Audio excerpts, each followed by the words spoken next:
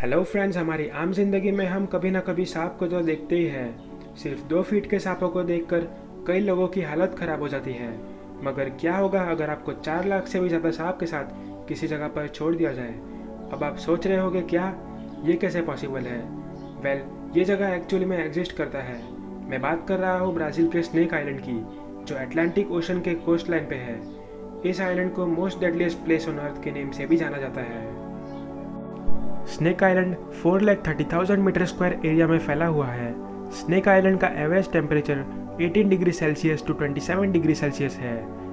ये आइलैंड पे इस समय 4 लाख से भी ज़्यादा सांप मौजूद है और रिसर्चर्स का कहना है कि इस आइलैंड पे हर एक स्क्वायर फीट पे 1 से 5 सांप तो देखने मिल ही जाते हैं। लोकल पीपल का कहना है कि जोश जोश में कई बार टूरिस्ट स्नेक आइलैंड पर जाते हैं और सांपों का शिकार बन जाते हैं। इस कारण वहाँ की गवर्नमेंट ने स्नेक आइलैंड पे टूरिस्ट्स के ऊपर बैन लगा दिया है। इस आइलैंड पे जो लास्ट पर्सन रहता था वो वहाँ का लाइट हाउस कीपर था, जो कि 1900 से 1920s के समय स्नेक आइलैंड पे रहा करता था।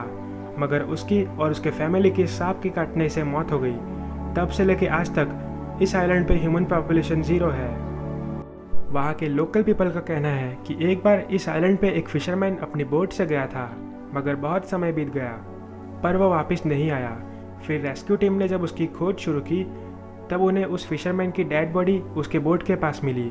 उसकी भी मौत सांप के काटने से ही हुई थी। इस घटना के बाद किसी भी इंसान की उस आइलैंड पर जाने की हिम्मत नहीं होती। मगर अब सवाल ये उठता है कि उस आइलैंड पे एक साथ इतने सारे सांप कहाँ से आए। तो इस मामले में कुछ लोगों का मानना है कि पहले जो पायरेट्स हुआ करते थे वो अपने खजाने को इस आइलैंड पे छुपाया करते थे और उसकी रक्षा के लिए वहाँ बहुत सारे सांप छोड़ दिए। बट ये तो बस लोगों की मन की बनाई हुई कहानियाँ हैं जो सिर्फ बोलने की बात है।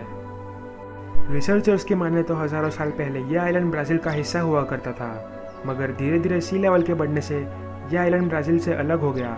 मगर उस समय इस आइलैंड पे ज़्यादा सांप मौजूद नहीं थे और लोगों का वहाँ आना जाना लगा रहता था। धीरे धीरे समय बीतता गया और स्नेक आइलैंड की वेजिटेशन स्नेक्स के लिए और भी बेहतर हो गई। वहाँ की क्लाइमेटिक कंडीशंस सांपों के लिए पहले से और अच्छी हो गई और यही वजह है कि आज इस आइलैंड पे 4 लाख से भी ज़्यादा सांप की पॉपुलेशन है। इस आइलैंड पे आपको स्नेक्स के अलावा और कोई जानवर नहीं मिलेंगे, क्योंकि इस आइलैंड पे जितने भी जानवर थे वो इन सांपों का शिकार बन गए और इसीलिए अब इनके खाने में कमी आने लगी है। फिर ये स्नेक्स बर्ड्स को अपना शिकार बनाने लगे। ये स्नेक्स पेड़ों के ऊपर छुप जाते और जैसे ही कोई बर्ड जाता वो उन्हें अपना शिकार बना लेते। 2015 में की गई रिसर्च के हिसाब से खाने की कमी की वजह से इनकी पॉपुलेशन में 15% की कमी आई है। स्नेक आइलैंड की खास बात यह है कि इस आइलैंड पे पाए जाने वाले सांप नॉर्मल सांपों से 5 गुना ज़्यादा जहरीले होते हैं और दुनिया भर में पाए जाने वाले जहरीले सांपों में से एक है गोल्डन लैंचहेड।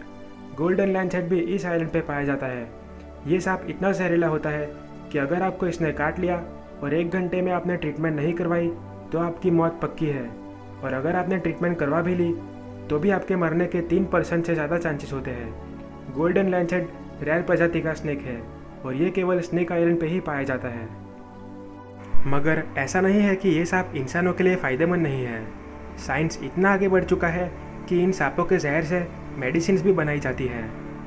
और हैरान कर देने वाली बात तो यह है कि गवर्नमेंट के मना करने के बावजूद भी कई लोग इस आइलैंड पर इलीगली घुस जाते हैं और रेयर पाए जाने वाले सांप जैसे गोल्डन लैंचहेड को पकड़ के स्मगलिंग करते हैं। क्योंकि ये रेयर है इसलिए मार्केट में इनकी रेट बहुत ज़्यादा होती है। स्नेक आइलैंड पे सिर्फ नेवी और रिसर्चर्स की जाने की परमिशन है।